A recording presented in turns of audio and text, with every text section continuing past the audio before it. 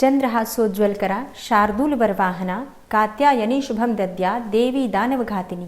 आप सभी भक्तों को माँ कात्यायनी की पूजा यानी कि षष्ठी तिथि की हार्दिक शुभकामनाएं। माँ कात्यायनी की कृपा सदैव आप और आपके समस्त परिवार पर बनी रहे।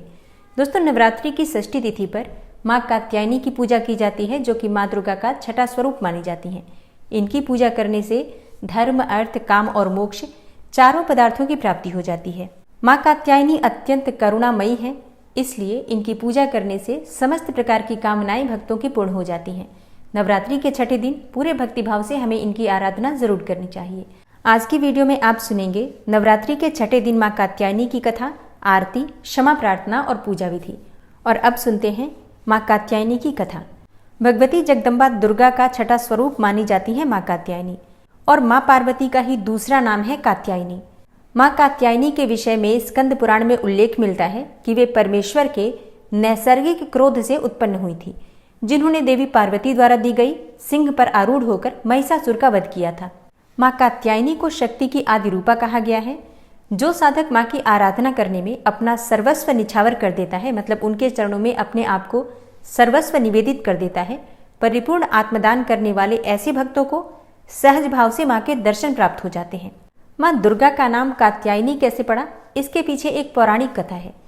कत नामक एक प्रसिद्ध महर्षि थे, उनके पुत्र ऋषि कात्य हुए। इन्हीं कात्य के गोत्र में विश्व प्रसिद्ध महर्षि कात्यायन उत्पन्न हुए थे। इन्होंने भगवती पराम्बा की उपासना करते हुए बहुत वर्षों तक बड़ी कठिन तपस्या की थी। उनकी इच्छा थी कि माँ भगवती उनके घर पुत्री के रूप में जन्म ले।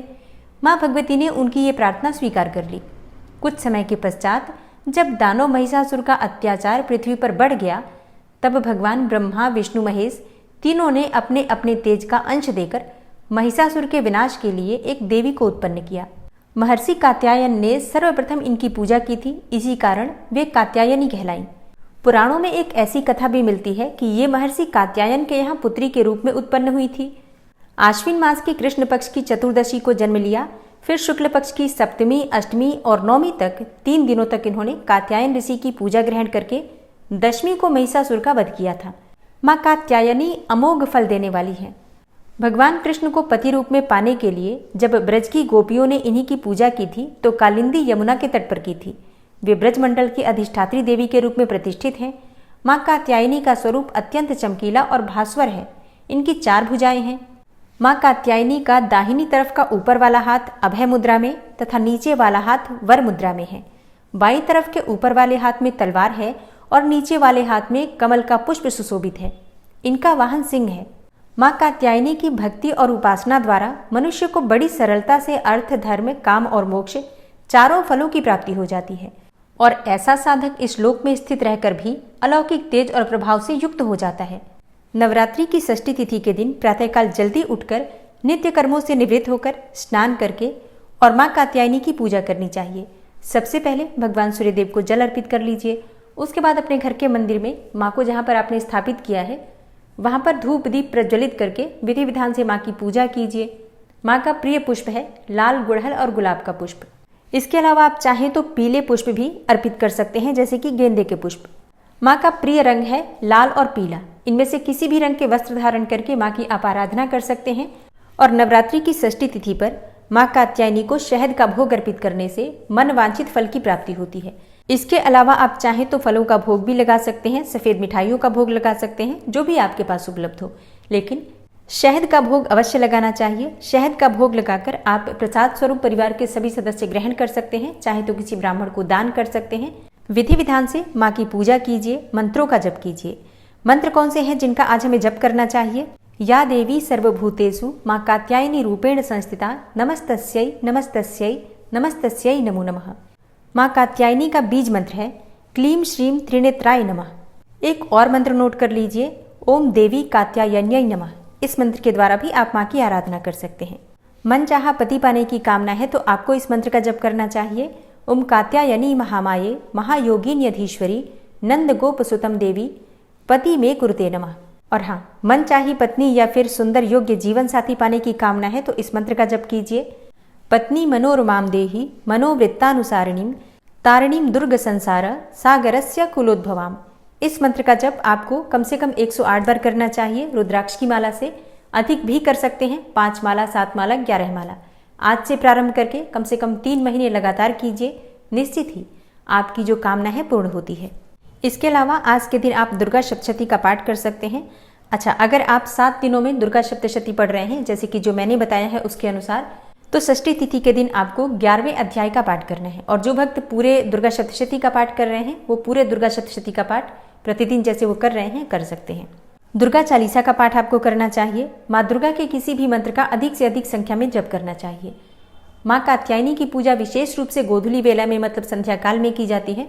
तो मतलब सुबह तो जिस प्रकार से आप पूजा करते हैं उस प्रकार से करेंगे ही, शाम के समय भी विशेष रूप से माँ कात्यायनी की पूजा कीजिए, ध्यान कीजिए, मंत्रों का जप कीजिए। इससे माँ की विशेष कृपा प्राप्त होती है। गोधूली बेला का समय क्या होता है? संध्या काल का समय, जिस समय में आप अपने घर में दिया बाती करते हैं, दीप प्रज्वलित करते हैं, वही समय, उसी समय को गोधूली बेला कहा जाता है। इस समय में माँ कात्यायनी को जो भक्त सच्चे मन से याद करता है उसके रोग, शोक, संताप, भय आदि सर्वथा विनष्ट हो जाते हैं। जन्म जन्मांतर के पाप कर्म समाप्त हो जाते हैं और मन चाही कामना पूर्ण हो जाती है। तो विशेष पूजा गोधूली बेला के समय में। वैसे सुबह आप जिस प्रकार से मैंने पूजा विधि बताई है, सुबह की पूजा भी आपको उसी प्रकार से करना है। और अब आप सुनेंगे कात्यायनी माता की आरती और क्षमा प्रार्थना। ओम जय कात्यायनी माँ, मैया जय कात्यायनी माँ, पूजन तेरा करते दया मानित करना। मैया जय कात्यायनी माँ, उमा पार्वती गौरी दुर्गा तुम ही हो माँ। मैया दुर्गा तुम ही हो माँ, 4 भुजाधारी माँ, गावे तेरी महिमा। मैया गावे तेरी महिमा। मैया जय कात्यायनी माँ, महिषासुर को मारा, देवों को अभय दिया। मैया ने देवों को अभय दिया। आया जो तुम्हारी शरण माँ, कष्टों से दूर किया। मैया ने कष्टों से दूर किया। ओम जय कात्यायनी माँ, शेर सवारी तुम्हारी, पुष्प खड़ग सोहे। मैया पुष्प खड़ग सोहे, अभय दान देती माँ, छवि अति मन मोहे। मैया की छवि अति मन मोहे।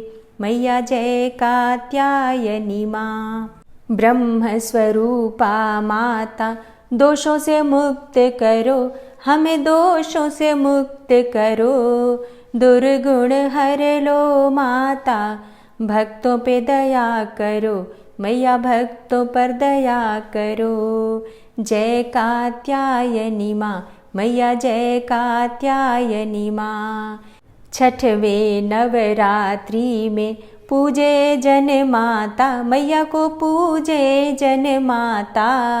गोधूली बेला है पावन, ध्यावे जो सुख पाता।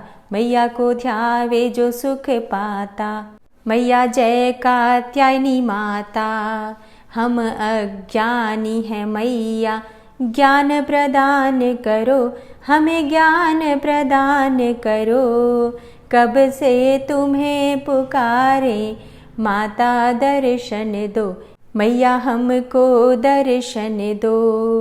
मैया जय कात्यायनी माता, सर्वदेव तुम्हें ध्यावे, नमन करे सृष्टि। मैया को नमन करे सृष्टि। हम भी करे गुणगान माँ, कर दो माँ सुख वृष्टि। मैया कर दो सुख वृष्टि। मैया जय कात्यायनी माँ, कात्यायनी मैया की आरती नित्य गाओ। भक्तों आरती नित्य गाओ, भरेंगी माँ भंडारे, चरणों में नित्य आओ। भक्तों चरणों में नित्य आओ।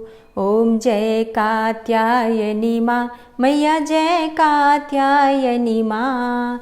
पूजन माँ तेरा करते, दया माँ नित्य करना। हम पे दया माँ नित्य करना। ओम जय कात्यायनी माँ। माँ की आरती करने के बाद क्षमा प्रार्थना जरूर करनी चाहिए। तो दोनों हाथ जोड़कर माँ से क्षमा प्रार्थना करते हैं। हे परमेश्वरी, मेरे द्वारा दिन रात बहुत से अपराध होते रहते हैं। मुझे अपना दास समझकर मेरे उन अपराधों को आप कृपापूर्वक क्षमा करिए। हे परमेश्वरी, मैं आवाहन करना नहीं जानता, विसर्जन करना भी नहीं जानता तथा पूजा करने का ढंग भी नहीं जानता। हे माँ, मुझे क्षमा करिए। हे देवी सुरेश्वरी, मैंने जो मंत्रहीन अर्थात ना मंत्रों को जानता हूँ, क्रियाहीन अर्थात ना क्रियाओं को जानता हूँ और भक्तिहीन अर्थात ना भक्ति के प्रकार जानता हूँ, तो मैंने जो मंत्रहीन, क्रियाहीन और भक्तिहीन पूजन किया है वह सब आपकी कृपा से पूरे हों। सैकड़ों अपराध करने के बाद भी जो आपकी शरण में आके जगदम्बा कहकर पुकारता है, उसे वह गति प्राप्त होती है जो ब्रह्मा आदि देवताओं के लिए भी पाना आसान नहीं है।